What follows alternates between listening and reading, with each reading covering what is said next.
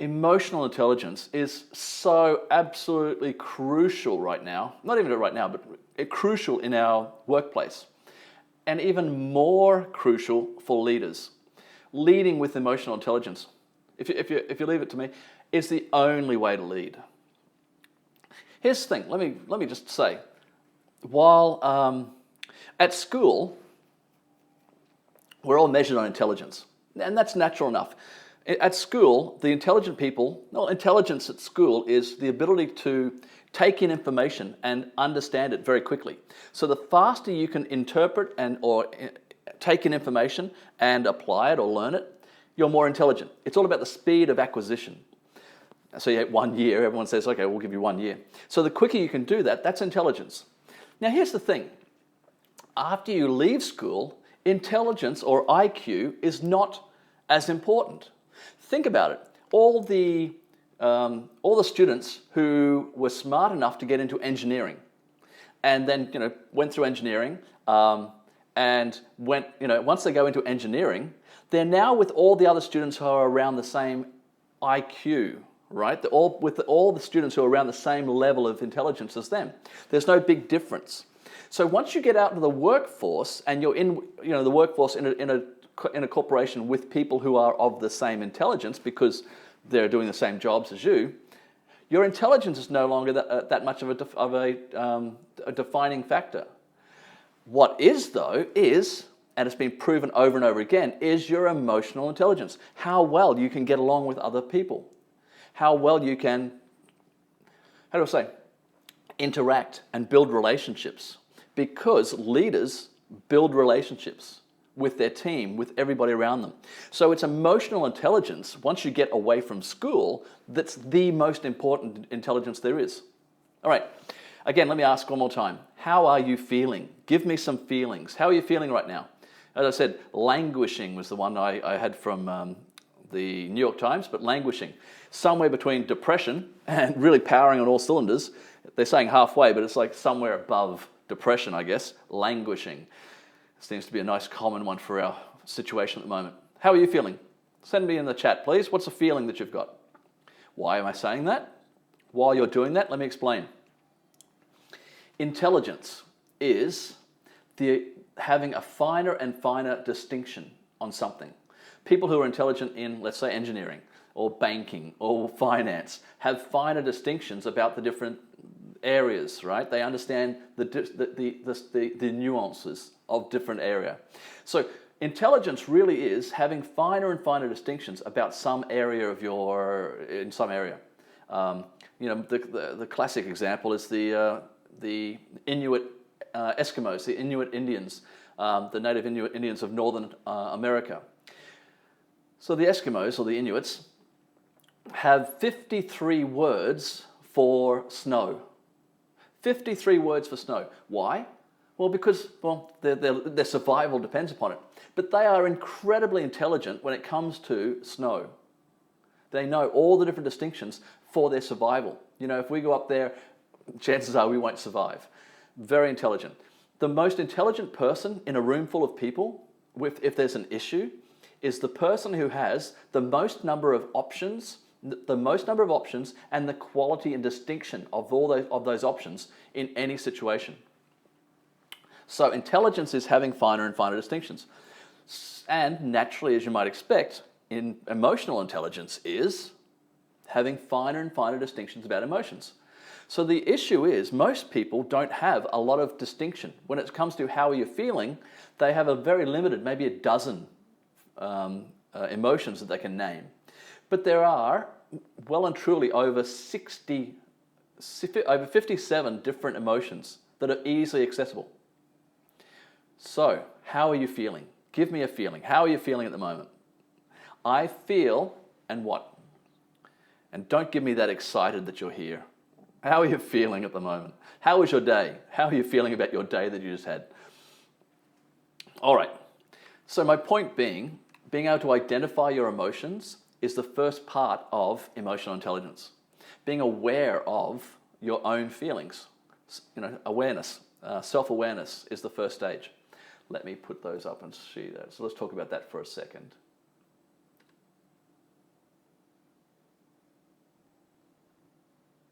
There we go. So there are 4 different areas of emotional intelligence and almost levels, really, because the first level is self-recognition, self-awareness. So it's basically being aware of your feelings, how you're feeling and what's going on for you. Having self-confidence, having aware of what you're feeling and what's going on for you. And as it says, an accurate self-assessment. Now here's the thing.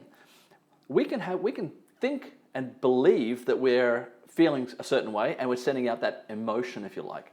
But it's only accurate if, from the outside, the people around you would say that that's what they're feeling about you as well. So, when some people say, "You're angry, why are you angry?" I was like, well, I'm not angry. There's a mismatch. So also having accurate self-assessment is judged by the other people. It's not what you think, it's what they are feeling about your emotions at the time. So self-awareness is the first, self-recognition, recognizing your own feelings at the time. That's the first level. And then self-management. So in the being able to manage your feelings then. Now, so being able to manage your feelings, as it says, self-control. Rather than getting it all out of control and having emotions and letting your emotions take over, are you able to manage them, right? Are you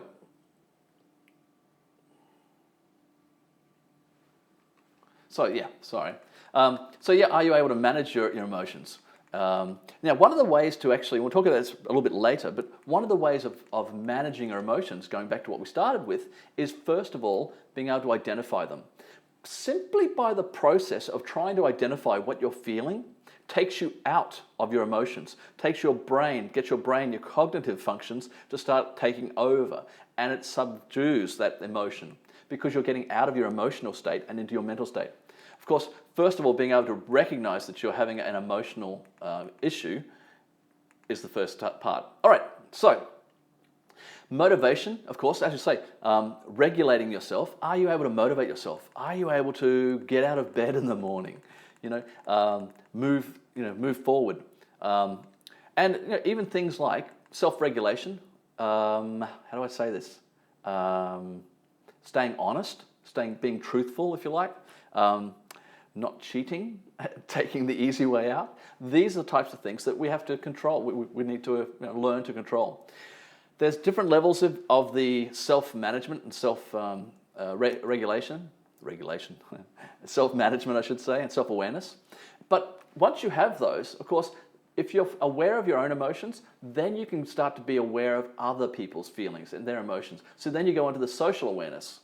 So on the social side, are you having empathy for other people? Now that's interesting, the empathy.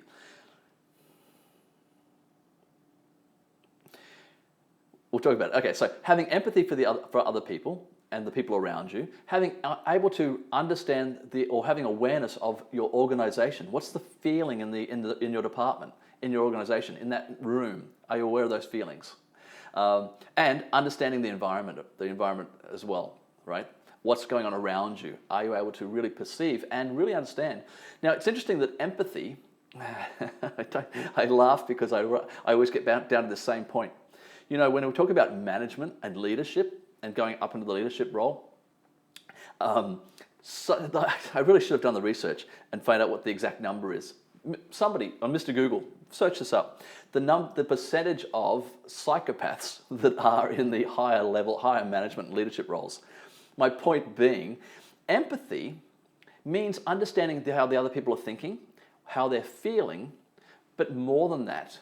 And so those two, understanding how somebody is thinking and feeling allows them to be manipulated. But in emotional intelligence, there's a third one, which is having being able to empathize, but being able to, what's the word? Really feel what they're feeling and feel that emotion so that you care for them. So it's that caring about their feelings, and that's what's missing with psychopaths. So the first two, my point being that if you understand how a person thinks and feels, that leads into the next stage, being able to regulate other people, leadership roles. So we're talking now about moving into social skills, right? The social skills of regulating the people around you. And if you're able to really feel for them and understand them, you're able to then influence them, influence their behavior, get them to follow you. So this is where, as it says, the inspirational leader comes in. You're understanding the people, you really care for them, and that really comes down to the point.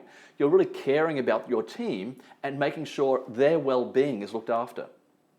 So you're developing them to grow, to become better people, and you're leading them in that way, right? So you're helping them. So which means that you're able to get that team, that relationship with your team, to be able to, as I say, influence them to move all our effort this direction, and they will, work on the goals of your department. So that's how you're doing it. You're building your bond, you're building the relationship with them. And it's all about relationships.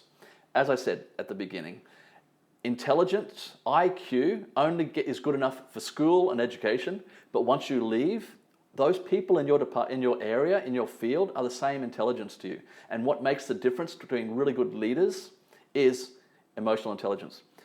You'll be interested to know that Google now ranks emotional intelligence above IQ, because people can learn to do different jobs and different tasks, but can they learn to work with other people, other teams, develop relationships, be able to be a strong leader that's able to cultivate the relationships with everybody around you, and give up that leadership when needed?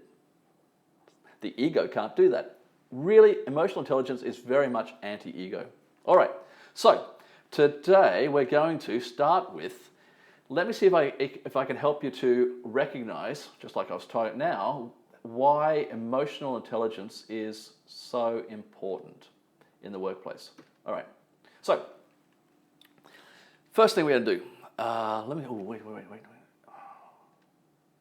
Do I have the empty one? Yes, I do. We're going to look at what the different characteristics, feelings, and actions of good bosses and bad bosses. And you're going to help me. You have to help me today. So I want you to think about, and you can draw this up on a piece of paper and go through it with me if you like at the same time. We're going to look at best boss. What are the characteristics, the feelings, and the actions do and don't do? So draw up columns like that. And the worst boss. So we're going to start with, what are the characteristics of the best boss? Think about it. Think about the best boss you've ever worked for, yeah, or worked with, I should say. What would be the characteristics of the best boss? It could be somebody that you have worked with, or somebody who you wish you'd worked with. So, what are some characteristics of the best boss you could ever have? What do you think? In the chat, please. Come on, get those fingers ready. Let's go.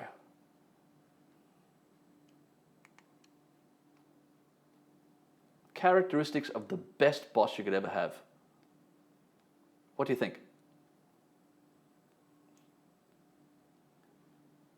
Think of somebody. Who would be the best boss? Hang on a second. I think I have a little request here. No.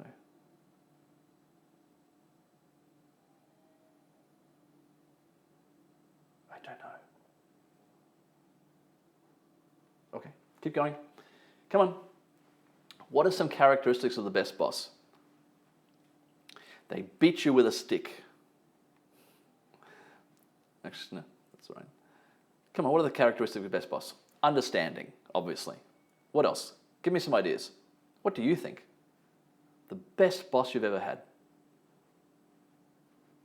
Cares about your development, maybe, right? Cares about your development. What else? High integrity, perhaps? Easygoing? Come on, what do you think? Supportive?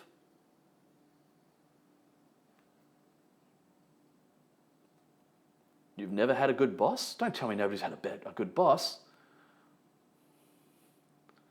Open-minded, perhaps?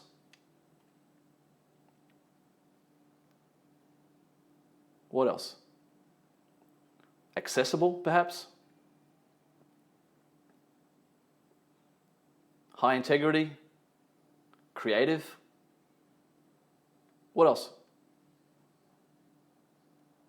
Compassionate, perhaps?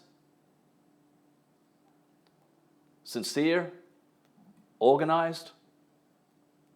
Flexible? gives credit for your success, perhaps? All right. How are we doing with time? Yep, okay. Good. Excellent. So, let's have a look at those. That didn't work very well, did it?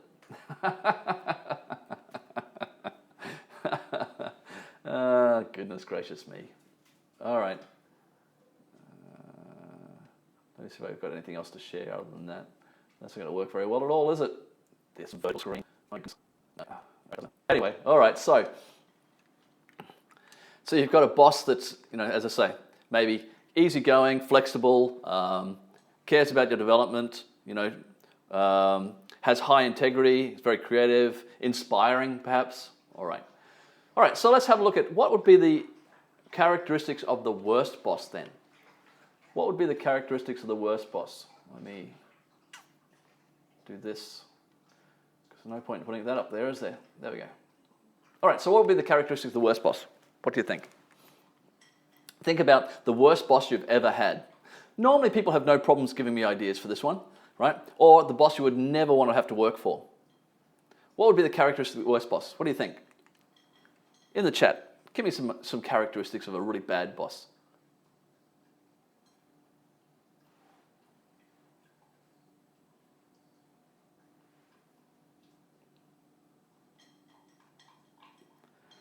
Maybe judgmental, yeah? Has poor communication skills, perhaps?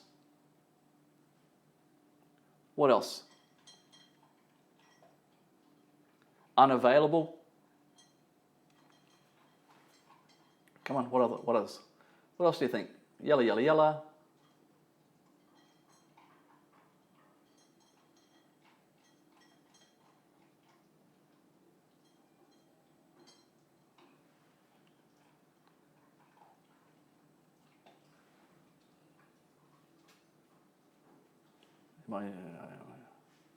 Oh my goodness, it's not coming up. For some reason it wasn't, it's not scrolling. I apologize, people. I haven't been reading it. There we go, now I'm scrolling. Okay, now we're good. Inconsiderate, thank you. Shallow-minded, thank you. Sorry about that. Takes credit for other people's work, good. Not clear, good, thank you. Excellent. Dishonest, oh my goodness, you got them all. All right, excellent. All right. That's wonderful, thank you. Let me see if I can put that one up. Worst boss, no, it's still no good, is it? Look at that. Not communicative, good. As I say, dishonest, yeah. So, you have a boss who's judgmental, has bad communication skills, micromanager, right? Insensitive, demanding, right? Irresponsible, inflexible, negative, unapproachable. Good. Great, excellent. Okay, so let's go back to the best boss. I'm just going to go to this one again. Let's go back to the best boss. I can do it this way, couldn't I? Hang on. Now we can go into here, couldn't we? All right. So, how would it feel working for this super boss? How would it feel if you're at the beginning of the week, you're going to work on a Sunday morning or a Monday morning, depending on where you are in the world. So you're going to work at the beginning of the week to find a supportive, energetic, appreciative, easygoing boss who listens and cares about your development. How would that feel? Now, again, going back to what I said at the beginning, a feeling is I would feel with an emotion. If you're going to say I feel that or I feel like, that's not an emotion, that's a thought. I feel that it's going to rain this afternoon. It's not really a feeling, all right?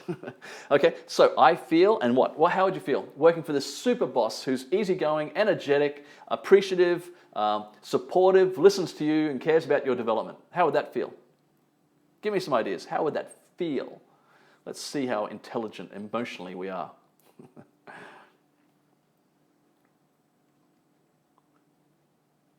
You'll feel productive, good. You'd feel productive, yep. Energized.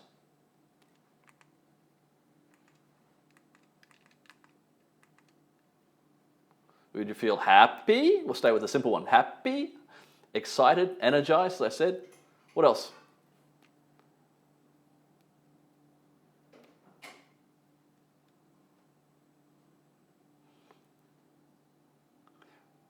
Feel proud? Good. Notice as I'm asking these questions though, how you're searching for your feelings. You're searching for these different feelings. How many have you got to search for? As I said at the beginning, we have over, I think 57, more than 57, I don't know where 57 came from, but 57 different emotions. Can we name them all, right? Feel proud, good. I mean, you'd be motivated, right? Confident, wouldn't you? Appreciated, maybe respected. Feel I'm valuable and honored, good, right? Independent, perhaps. Empowered to do more, right? Inspired. Would you be focused? You'd probably be able to focus on your work very easily, right? Really focus in and get it done. Energized. Maybe grateful that you have such a good boss. Committed to doing more. Does that sound right? Where am I here? There we go. Right? Maybe you'd feel all those feelings. I hope so. All right. Sorry, but we're going to have to go back to the dark side. All right, let's go back to the dark side then. How would you feel then going to work for this worst boss? Imagine you're going to work at the beginning of the week and you're feeling demoralized and you're experiencing all these negative feelings of being frustrated, trapped, stressed. Not only at the beginning of the week, but all the way through the week, the same thing. You're continually feeling worthless, stuck, unproductive, defensive, hopeless, abused, and stagnant. All the way through the week till the end of the week, right through to the end of the afternoon. How would that make you feel? Yeah, having start that again. So you got to feel disappointed, disconnected, right? Working for a boss who's judgmental, a micromanager, who's inflexible, self-centered, clueless, unappreciative, demanding, blaming. How would you feel having to deal with that person on a daily basis? Disappointed, disconnected. What else?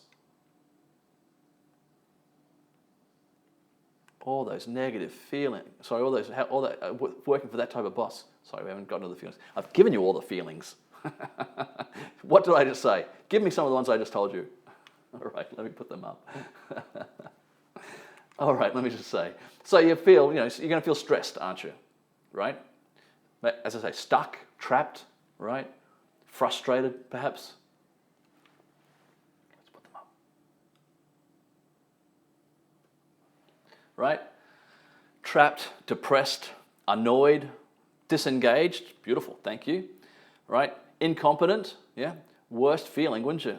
Definitely. Hopeless, negative, right? Worthless, stressed, every day of the week. Wow, horrible.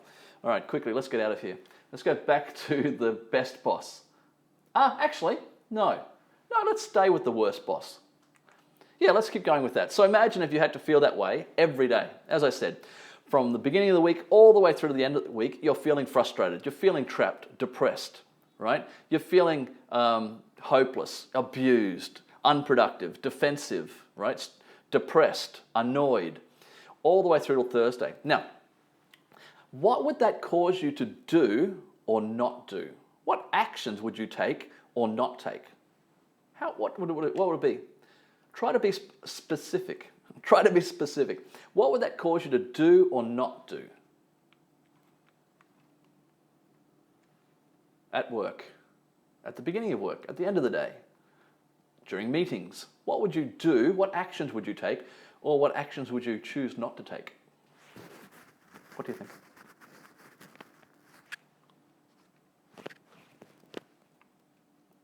So you've got not belonging. You wouldn't feel belonging. So if you feel like you're not belonging, or stressed, or annoyed, or frustrated, angry, stuck, trapped. What if you feel stuck and trapped? What would that cause you to do or not do? What would you do? Come on, give me some actions. You'll focus on yourself. Oh, aren't you good? Would you really though? Would you really? Focus on yourself. and not do any work, right? Just sit there looking at your belly button. Navel gazing, we call it. Come on, what else?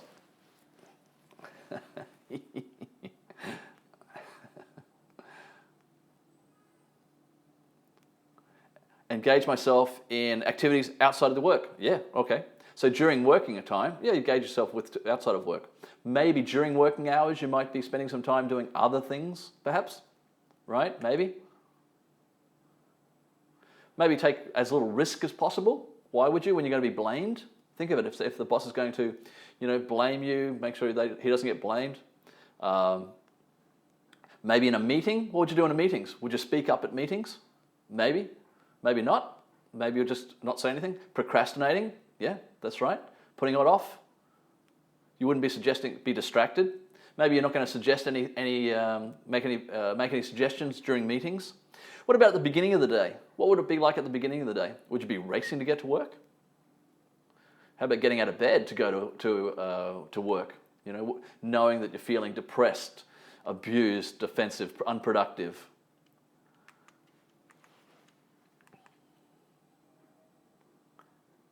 Would you get out of bed? Would you just pick up the telephone and call in sick? Would you keep working for that person? For long? What would you do? Would you start looking for another job? Would you stay there? Just focus on yourself and stay there? What about the afternoon? In the afternoon, would you pack up early? And Renee's joined us. Would you pack up early in the afternoon? Yeah?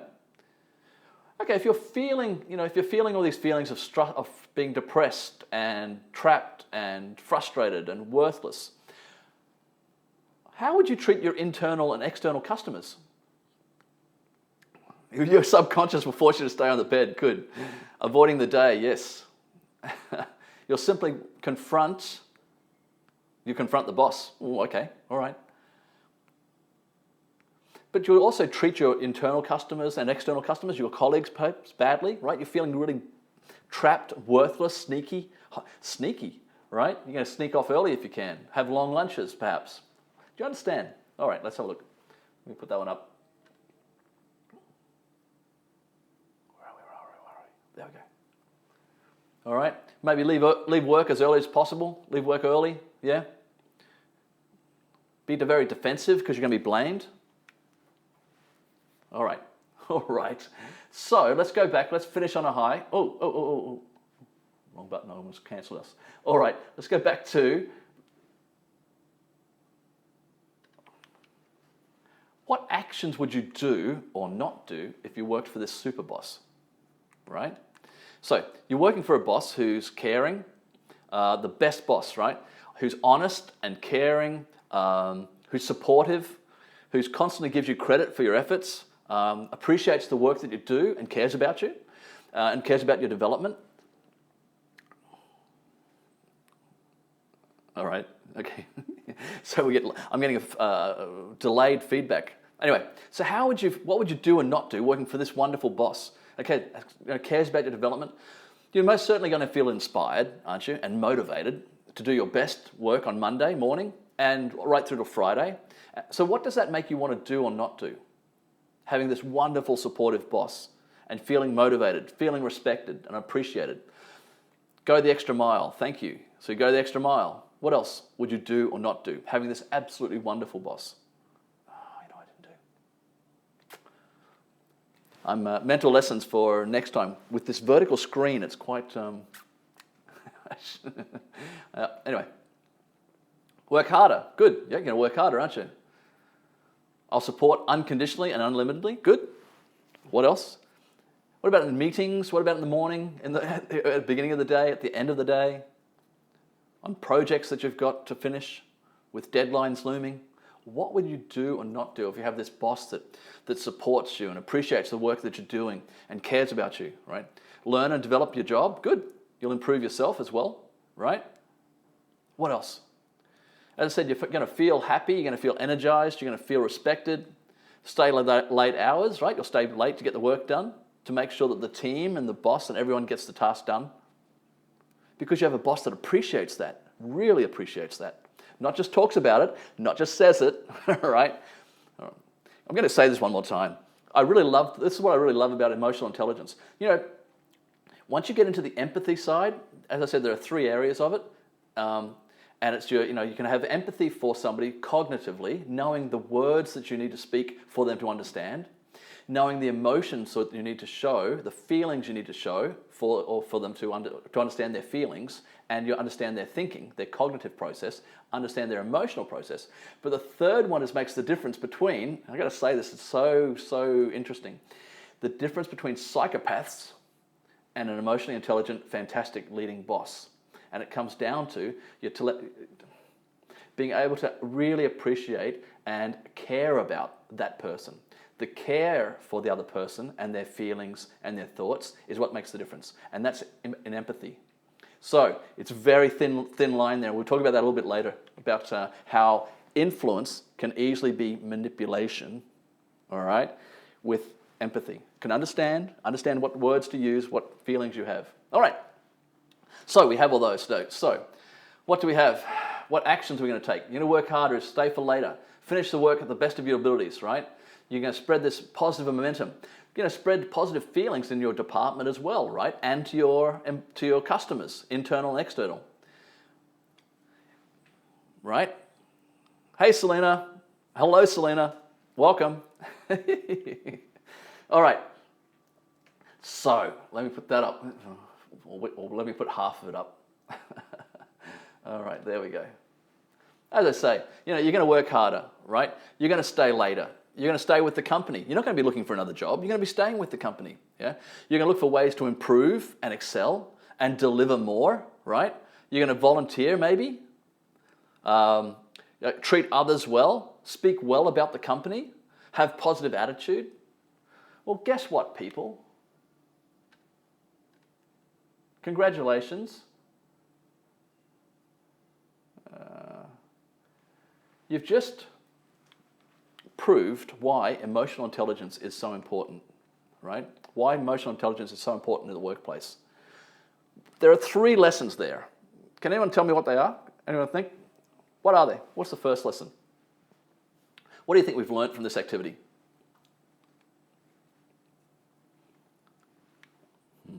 I'll give you 5, 4, 3, 2, 1. All right.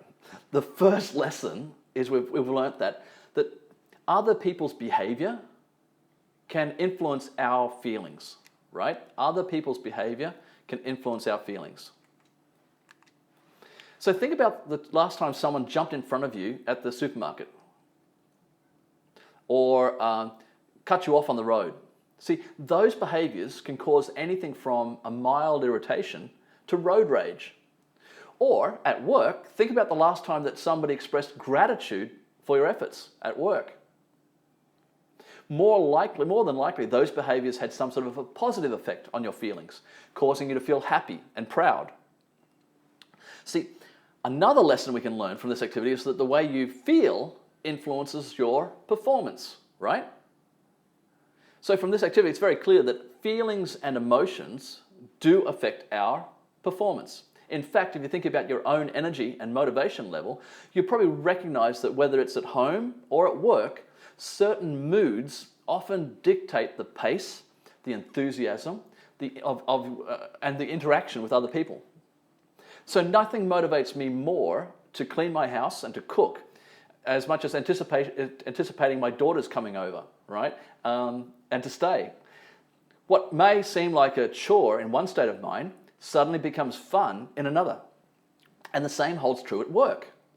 If I'm feeling overwhelmed and defeated, right, a simple task can seem insurmountable. But when my mood is lighter, I breeze through the same tasks and even more difficult ones without even noticing. All right. So the last thing that we can learn from this, the third lesson, wait for it. Well, what is the third lesson? Actually, I'll cancel that. I'll put it up in a second. So what is the third lesson we can learn from this? We learn it from the first 2, carries on to the third one then. It's that behaviors, especially those of leaders, will have a direct effect on the performance, right? Look, there's tons of research out there to support this. That's why it's very important to manage our feelings and create a ritual to start the day. Yeah, so you're going to work ready and prepared, right? But more so, the behavior of leaders affect our productivity, right? As I said, there's heaps of research out there, but all the research indicates that work performance on and beyond the job is directly affected by, here it is, the loyalty, the relationship with your supervisor. That relationship, which is what emotional intelligence is all about, is what's so important. Because in the end, here we go, wait for it. This part I got ready. Because in the end, employees don't leave companies. They leave bosses. So bosses with a high intellect and advanced emotional intelligence, they open up an avenue of success for their teams, right? They support them. And for their companies by attracting and keeping the most talented people.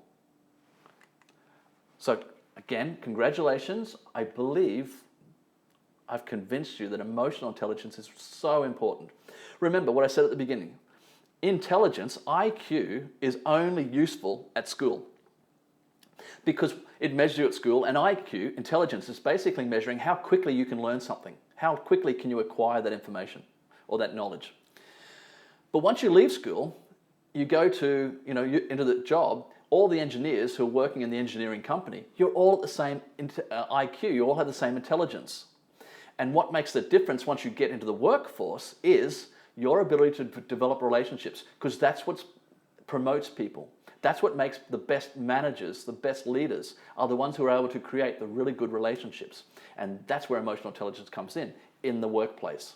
Although, I have to say, at the moment, all through the world now, there's an organization, Social Emotional Learning, SEL.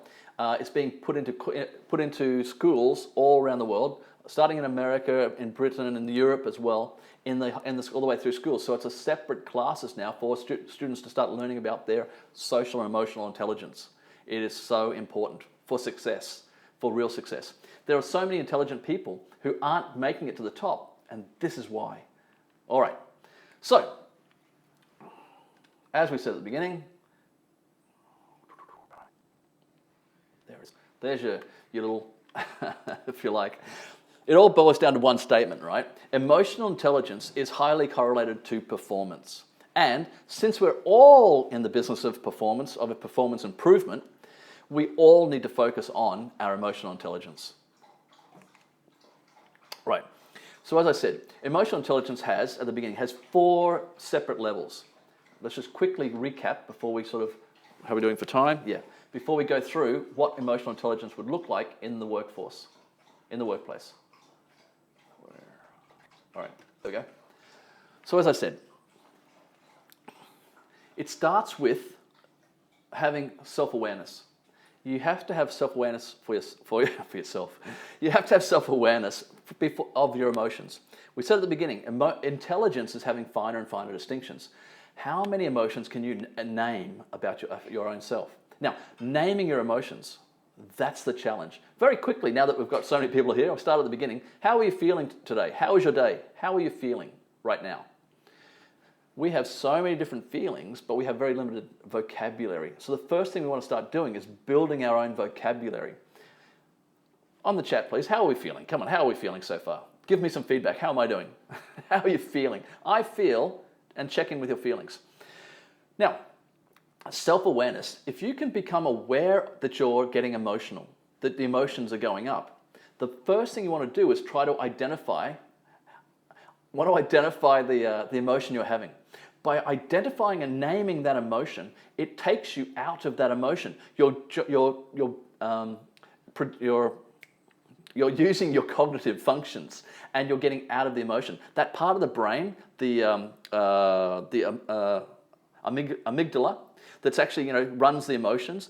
By going cognitive, you're overriding that, and that's one of the most important things to do is identify your emotion, and that helps you. Once you recognize you're getting emotional, it gets you out of it, for one. All right, pretty decent, a little better now. Thanks, Matt. All right, So you have self-awareness, right? So that means self-confidence that comes with that. Emotional self-awareness and an accurate self-assessment. It's really useful, and it's wonderful that we're talking about this now, because this month is the 20-year anniversary for the book by Daniel Goldman of emotional intelligence. So it's actually 25 years since it came out. Point being, he actually has brought out now a nice 360 questionnaire that you give to up to 10 of your colleagues, above, below, and around you at work, to get some feedback about your emotional intelligence. So we want an accurate self-assessment. You want to be accurate. You want to be able to accurately read your emotions. How you're feeling may not be how it's being received, and what's most accurate is how it's being received. It's not what you think you're feeling. It's what the people around you actually feel from you. Why are you angry? I'm not angry.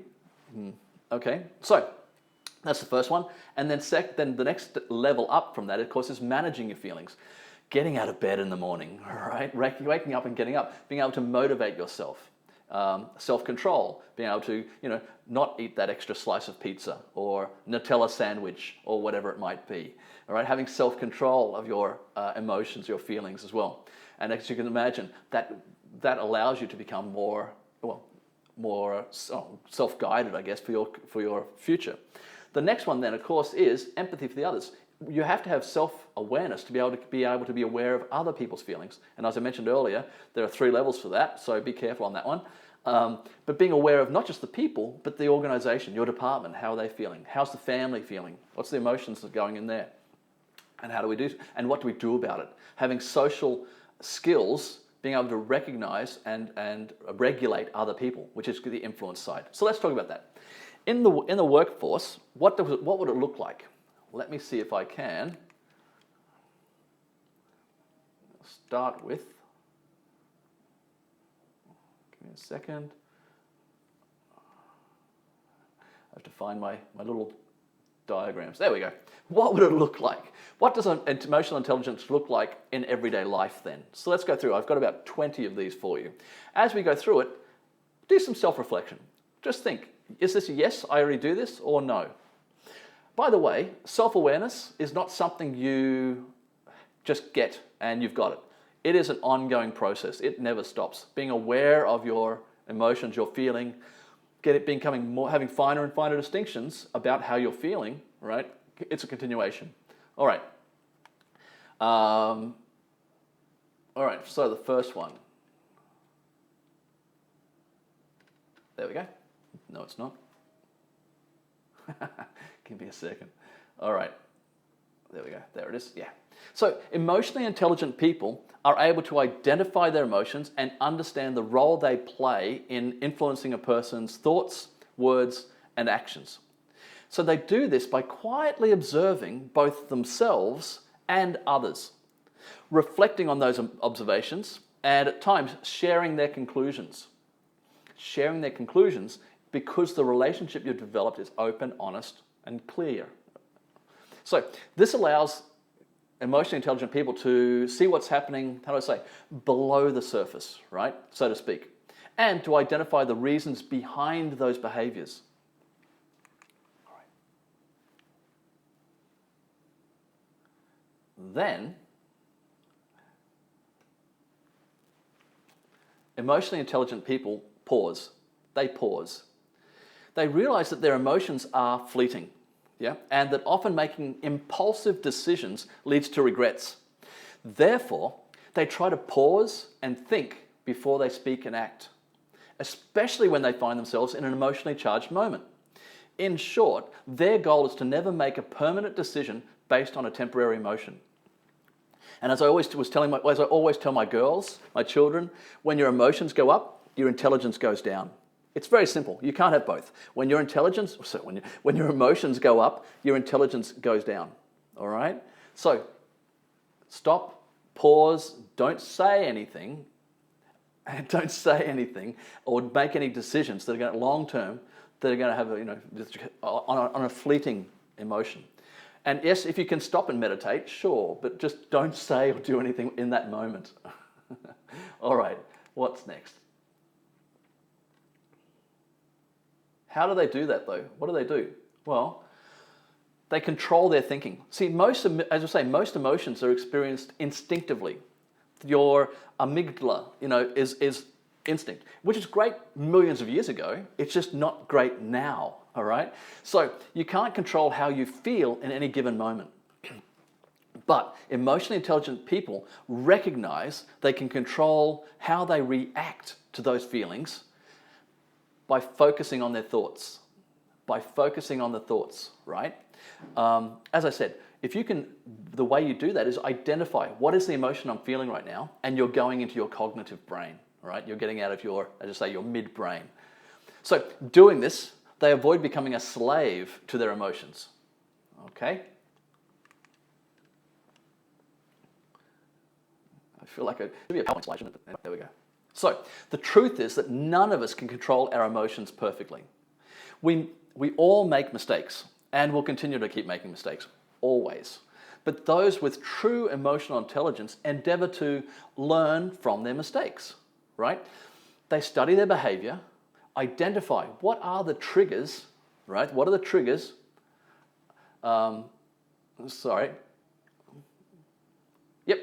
So journaling as well. So you're writing them down. What are those triggers? And cultivate the habits that they need to successfully keep those emotions in balance. By looking at what went wrong, journaling it is fantastic. Of course, writing it down. The most powerful way of remembering and learning and processing is with your hand writing. All right, your emotions are like a hijack. It's an emotional hijack. So thinking about it allows you to override that emotional hijack. Now the next one, I love the next one. This next one is almost anti. There we go. They demonstrate humility. Think of this as a leader. Someone's requesting. Hang on a second. I apologize. I'm not going to do that. All right, whatever. I want to make sure I've got your. There we go. Okay, good. All right, so they demonstrate humility. See, many people today view humility as weakness. The ego views humility as a weakness, but those with emotional intelligence value humility. They're quick to accept criticism because they use it to grow. It's just feedback. I don't take it personally. It's what you're telling me. I will listen to it and I'll use it. What's relevant, I will use. What I think is wrong, I won't use. See, emotional intelligence isn't about feeling all the emotions and being weak. It's quite the opposite. It's about holding on to your values and your principles. See, emotionally intelligent people realize that being humble doesn't mean that they lack self-confidence or that they never stand up for their opinions or for their principles. It involves recognizing that they don't know everything and being willing to learn from others. Can you see good boss, worst boss, best boss, worst boss? The difference is there, I think. See, it's interesting. Whenever we do the good boss and the worst boss always comes out looking like and the best boss is always one with emotional intelligence.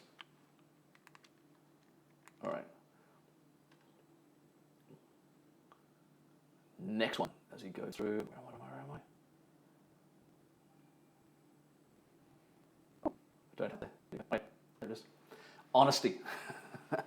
Emotionally intelligent people, they practice honesty. Now, they do more than just say what they sincerely believe. They also avoid, now here's the point, they avoid those half-truths, right? They strive to present information in a way that won't be misinterpreted. As I think I said 2 months ago, Brene Brown, right? Clear is kind. To be clear in your communication is to be kind, even in the negative communication. We'll talk about that in a moment. See, they realize that the focus on the technicalities, the loopholes, I didn't actually say that. I said, right, these escape clauses that to win the argument, it'll win an argument, but it won't win them any trust. And emotional intelligence is all about developing trust, developing the relationship. Yes, you win that fight, you win that argument, you're a good lawyer, but it doesn't win you the trust of that person. All right. Wait for it.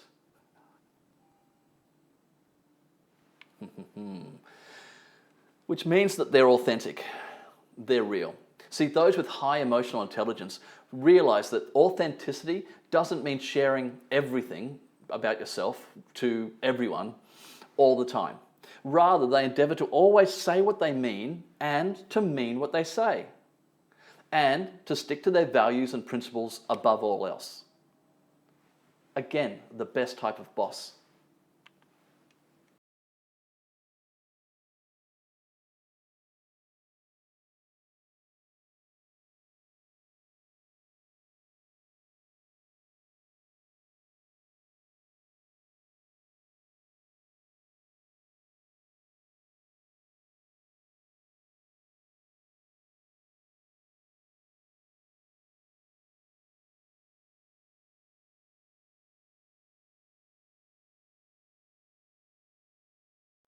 Ooh, right? To step on the other, not to understand, which leads to a deeper, more connected relationship. Empathy. Now, here's the big one. Oh, this is the big one for me and education.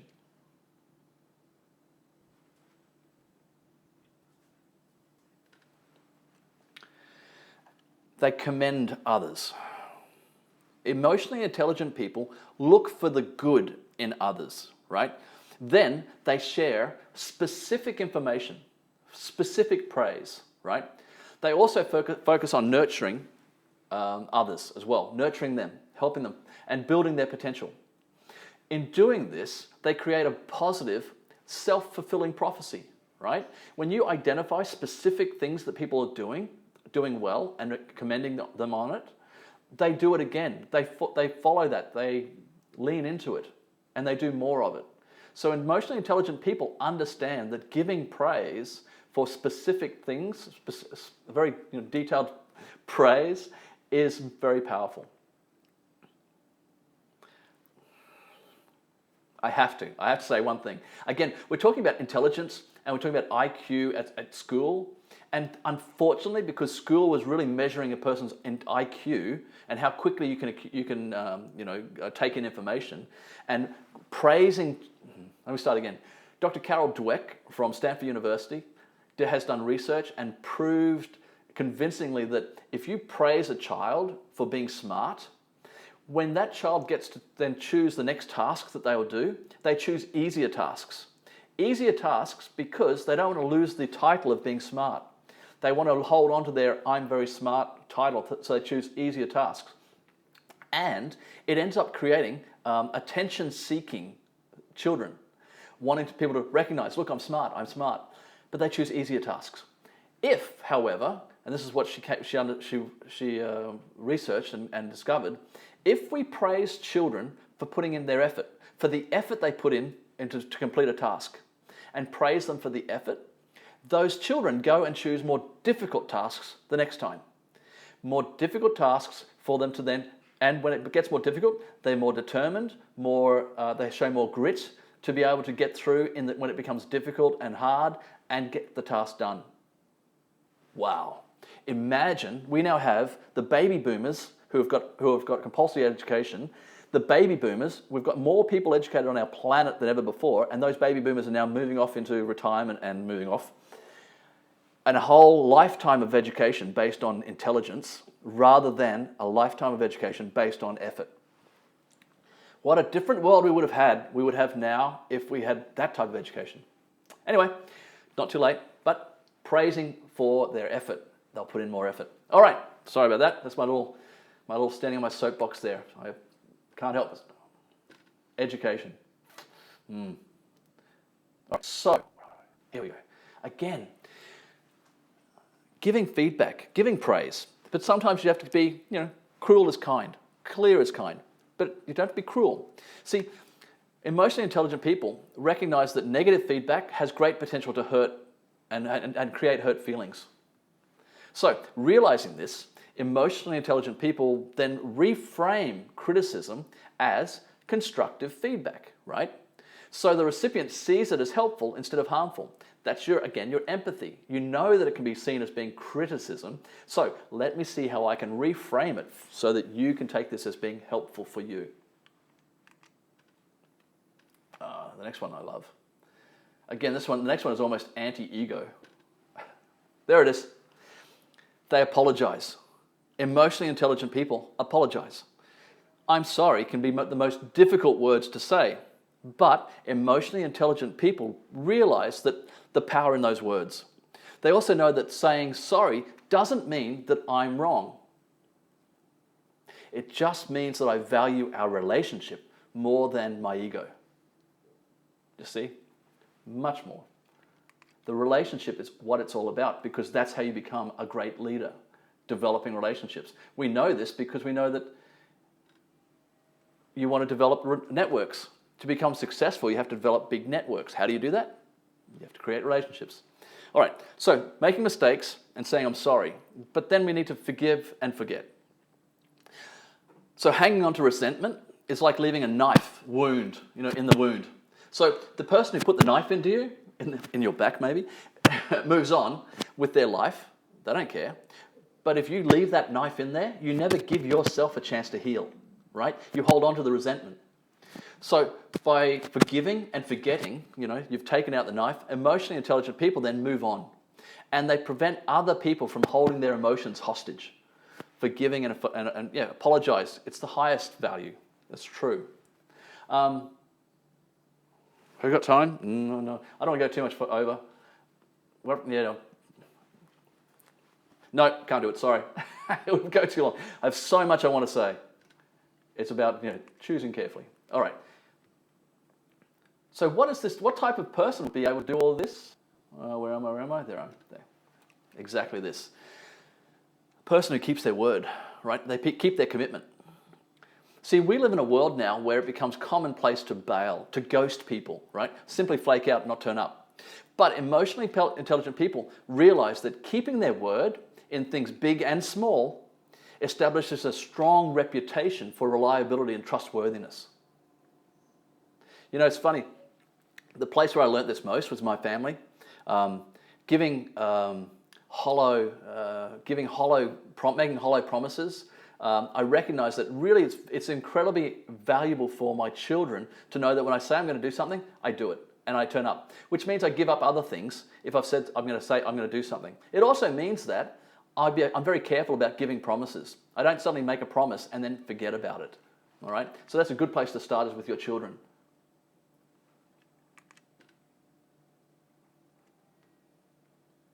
And as you can imagine, we're getting into the leadership and that influence now. So everyone loves a great story. So realizing this, emotionally intelligent people use anecdotes, narratives, right, to bring numbers and facts and ideas to life, but also to bring out emotion in the people they're talking to. So through illustrations and real-life examples, they touch other people emotionally, and that motivates them to act. So telling stories, being able to tell really good stories, is very much part of it, of influence.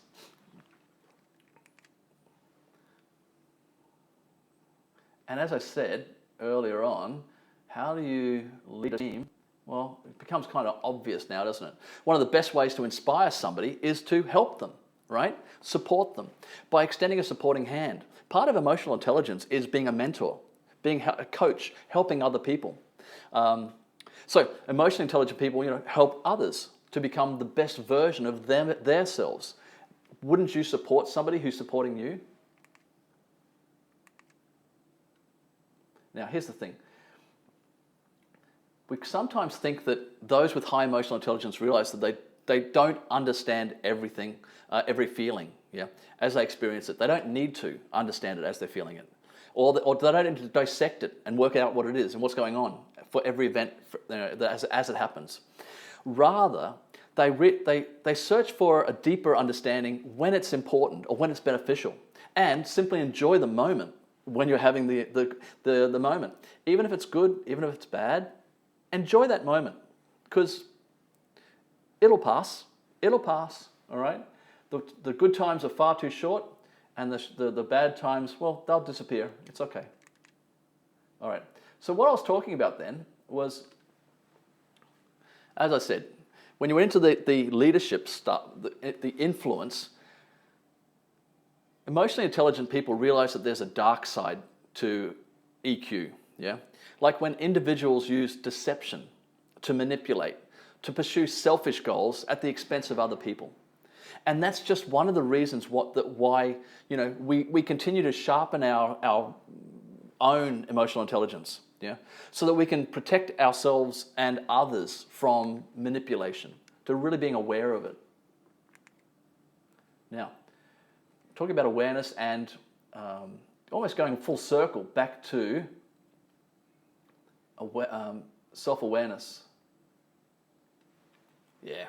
See, emotionally intelligent people recognize that EQ comes in all different packages, shapes and sizes. It comes in women and men, quiet and loud, brash and meek, leaders and followers. But they also are aware that as emotionally intelligent people become aware of their own emotional tendencies and what they're doing and weaknesses, they hope to or endeavor to learn from those who are different, realizing that it's these people whom they can learn the most, and to become the wisest, learning from the people who are most different to us, becoming aware of where they're coming from, asking them questions, finding out what their position is, why do they see that way, how do they see it that way, allows you to become wiser because you have a broader understanding. The more diversity, the more different they are, the more you can grow and become the wiser you become. All right. How many of these have you got? Have you been checking them off? All right. So our emotions influence practically everything in our lives, right? They help us to decide our career path to take, which jobs we apply for. They determine whether or not we enjoy a movie, a song, a piece of art. They impact our decisions as to where we live and for how long, right? They help us to determine to whom we are going to spend our time with, whom we fall in love with and marry, and whom we leave behind. See, emotions can cause us to make split-second decisions with consequences that follow us for the rest of our lives. At times, they make us feel like maybe we're stuck in a black hole when there's no way out. 2020, even maybe in the eyes of other people, it looks like we've got it made, that we're okay.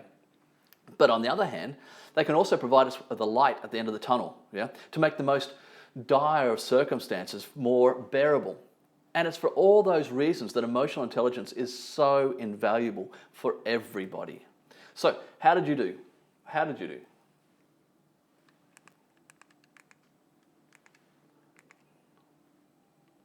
How many of these do you show?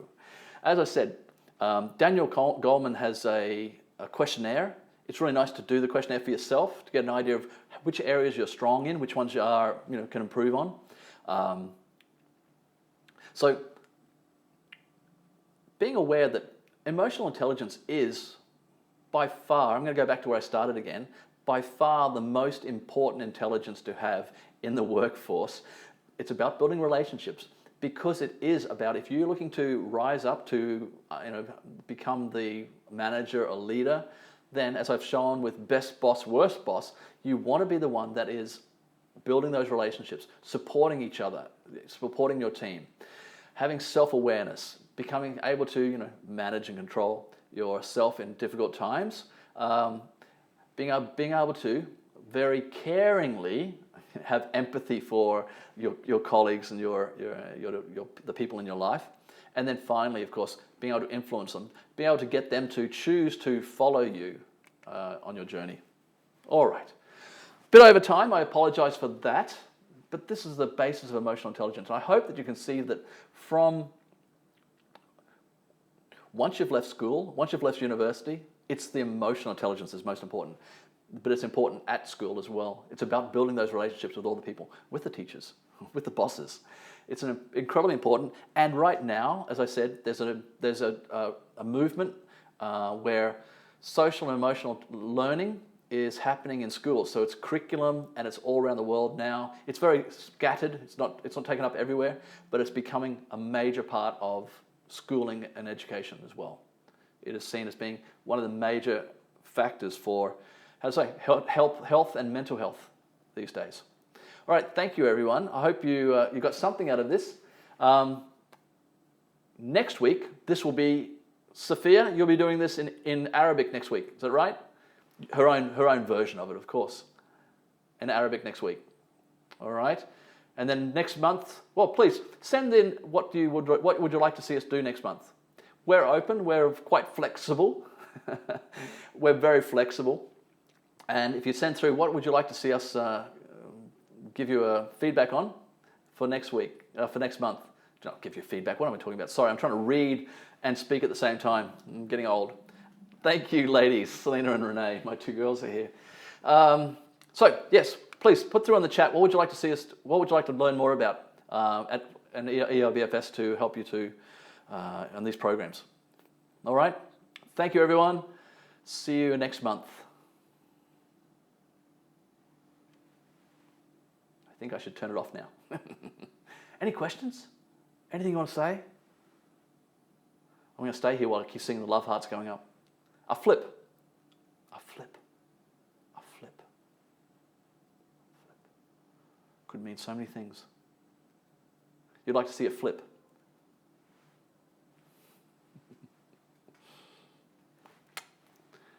Bye, girls. Thank you. I'm about to get some honest feedback after this from my daughters. Backflip? I don't think so. Do you get to see the comments, or do I get to see them? Thank you, ladies. Thank you, gentlemen.